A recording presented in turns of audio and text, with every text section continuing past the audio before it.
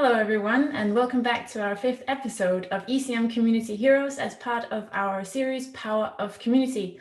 With Community Heroes, we meet some of the people that shape and push forward the community of ECM, a community of open sharing, learning, meeting, and growing together. This series is made in association with Group NAO, which is also where I'm from. My name is Signe Jongersted, and today I have the immense pleasure of speaking to Magnus Hessbo, Marketing Manager, Business Intelligence with Visit Stockholm, and Chair of the ECM Research and Insights Knowledge Group. So Magnus, welcome. Thank you. How are you, Signe? I'm very good. How are you? I'm good. A little bit up and down. Still Yes. Pandemic, I've been told. Still the Corona dance, it feels Yes. like. 2 steps forward, 3 back. Yes, I know what you mean. So could you start by just bringing everyone a little bit up to speed on the Research and Insights Knowledge Group? What's it all about? Of course, this is the Research and Insights Group. You actually did it right. We just changed names, so we are the former Research and Statistics Group. And we, as a group, we are about somewhat more than 20 members, geographically spread out all over Europe, lacking some members from East and Southeast Europe. But we are very passionate about, well, coordinating our research activities within the ECM network, also collaborating with a wide range of ECM partners, of course. And it's all about sharing best practice, finding new insights, plan and release new reports that bring benefit to all the ECM members, really. So the first member actually joined this group in 1999, so the other millennium. So that's quite hardcore. And the very last one, 2019. So we have members spread out over the continent and also over time. And very highly skilled, motivated DMO employees that are, well, have a little greater interest than in numbers, insights, and driving change, really. So good fun. And when you say you have a couple of geographies, it sounds like you don't have represented among members. Does that mean that it's possible for people to get? Are there open member positions at the moment? Well, funny you mentioned that. I believe in the more the merrier, but of course we have to concentrate our efforts, and it's very hard to be too many in a group as well. But right now we are trying to bring in new ideas to the table. So because of the pandemic, what could we do differently? And with that said, we are now investigating new projects and new responsibilities. So in the long run, I think we might need some more persons really to join the group. I think we can do more in this time where data and insights is all about the new gold, you know. So I have an open mind about that. I believe in people who want and can contribute, can take, can make a change for Europe, really. And on a personal level, perhaps, what motivated you to engage in this work, and now also taking on the chairpersonship? Well, to start with, I really love Europe. It sounds, really cheesy, but I travel a lot. I learn many languages. I've seen a lot of Europe. According to an app, I've seen 74% of the European territory. So the 1/4 more to discover. But it's all about seeing how Europeans evolve together, really. And just like the Eurovision Song Contest that in post-war times brought, the SOAR continent together, I believe that ECM now, in this pandemic, can actually help Europeans just exchange information, opinions, and give each other new perspectives. So the ECM is needed now more than ever. So in the long run, I believe this in learning, taking part of new perspectives, being open, and yeah. So in the long run, I think in the end myself, I have a lot of energy, too much energy, some people tell me, but I really want to channel some of that energy in that very direction to actually contribute myself in just contributing with opportunities of keeping Europe open and progressive. So I really feel passionate about that. And also this group is also chaired by another talented Dutch girl called Daniela Busblomink. So we are two persons trying to coordinate the research within the ECM network, and I'm very happy for that. Brilliant. So you said you're working on some new plans and new ideas. What are you most excited about, I could say, for the knowledge group work in 2021 or even beyond 21? Well, I think the entire ECM network started already before the pandemic. So this new strategy document called The New Tomorrow, I found that very interesting, and that's even more relevant today.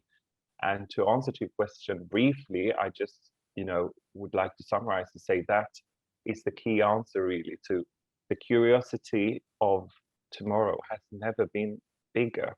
So we researchers, we tend to look at historic data and understand, well, what happened.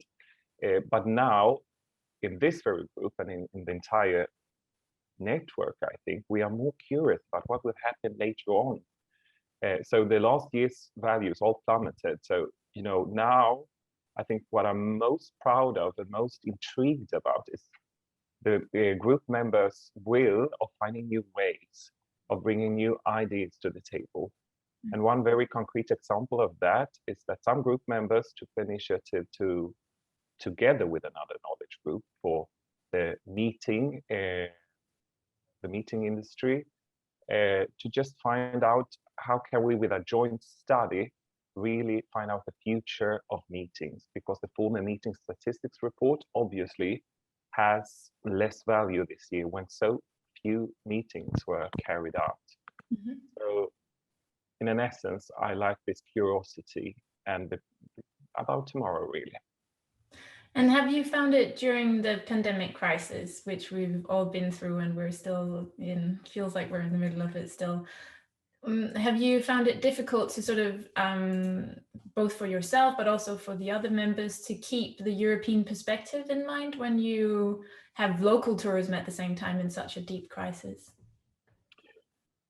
Well, I think we always have to have time to look forward and outward. As you said, it's very easy that you in crisis get stuck in problem solving locally. But I think the key is always to understand the size of the problem, but also the nature of the problem by benchmarking. So Stockholm can never be Athens, but Athens can never be Stockholm.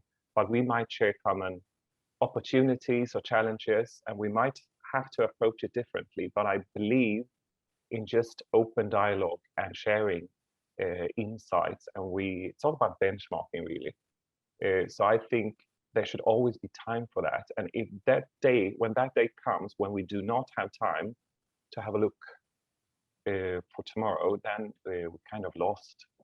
Mm-hmm. So it's even more important than ever. And I also think, can I give you one concrete piece of advice? Please. Pick up your phone, because most of us, we work from home, we have lunch all solos, we have a cup of tea or coffee in the afternoon all by ourselves. So take those 15 minutes and call a random European friend. So what's happening in Tallinn? What is up in Copenhagen? And what can I learn from Dubrovnik? How are you?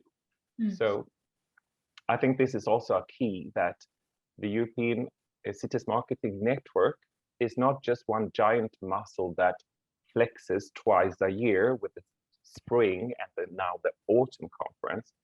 It's all what we do in between, and that's the greatest power of it all, to keep that dialogue both constant and continuous. I think that is the key. And many knowledge group members and ECM members in general do a lot of work between those big conferences, and to just keep it more simple, pick up your phone and call, really. I think that's a really nice point, because also everyone has been sitting alone a lot. And so just getting that feeling that you actually have a big European group of colleagues that are in a similar position and thinking and discussing some of the same themes, I think that's a very good point. And maybe finishing off a little bit on that as well, like, so the discussions you've had in the knowledge group, I know it's difficult to predict the future, but what sort of tourism in your discussions do you think will come out on the other side of this pandemic? Well, I think there are some common topics that is commonly known within the network. So also before the pandemic, but now even perhaps getting stronger due to the fact that business traveling might pick up the pace a little bit slower. So this leisure traveling will be here to stay, I think, combining at this destination, well, business trip with exploring the destination. We talk a lot about sustainability, and up in the Nordic, it's key, really. I still feel a little bit frustrated, if being personal, about just focusing on the tourism downside of sustainability, the environmental part. So we keep defending why traveling can be a little bit better in a very environmental ways, but who will be the voice carrying out the benefits of tourism, the social sustainability, the jobs we provide, and the peace and academic interchange, and the cultural openness. So I think that will take a turn as well in the future. And talking about sustainability, I also think that sustainable transport will be even bigger and bigger than we can understand. The electrification of the society in general is growing steadily. So that's interesting. Still, I think if I might be a little bit conservative, I think there are three also strong drivers that we tend to underestimate because we're so, up in the clouds right now and what's happening. But still, one thing is the social need of human beings. And I think cities will thrive just when people are more vaccinated, and this pandemic tend to, slow down. We miss the cities. We miss going to events. We miss going dining, going to bars, flirting, kissing, being together. So to go to those populated places will be an effect later on, I think. Mm. Secondly, I think, although climate is changing as well, I think weather has a key role as well. So Spain, for instance, has always been the key market for outgoing Swedes, #1 country for several years. The Swedes have explored much more of the country recently due to closed borders, of course. But we kind of, when we want to relax, we want sun and we want more heat. So that is, also something to stay, and even South Europeans that want to see Santa dog sledding or go skiing had to come up north. So that is also something that will be essential. And the key markets that tended to rise a little bit before the pandemic in Africa, Asia, I mean, in a long time perspective, poverty have actually decreased. So they will also evolve and arise later on, I think. It seems like there are lots of topics that you can exchange on in the knowledge group in terms of not just predicting what's new, but also what will perhaps return or continue on its track as it was before the pandemic. So Magnus, we don't have a lot of time and we're almost running out already, but I do have a question that I like to finish off with. And I think you have already said it, but it's worth repeating. So what, in your perspective, how do you see the power of community in the context of European cities marketing? Well, I think once again, it's all about that frequent update and dialogue in between all the meetings.